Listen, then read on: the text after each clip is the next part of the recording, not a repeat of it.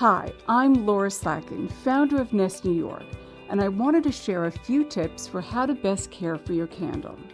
Before you light your candle, straighten the wick and trim it to 1/4 inch to prevent sooting and ensure a clean and even burn. I like to use a sharp wick trimmer or a scissor. Be sure to always keep the wax pool clear of wick trimmings, matches, and any other debris. I like to gently wipe the surface of my candle with a piece of nylon or soft cloth before lighting. To prevent your candle from tunneling, and that's when only the wax around the wick melts, simply burn your candle long enough so that you get an even melt pool from side to side. Location is key when it comes to your candle. Keep burning candles away from drafts, vents, and fans to help prevent rapid or uneven burning, smoking, or sooting.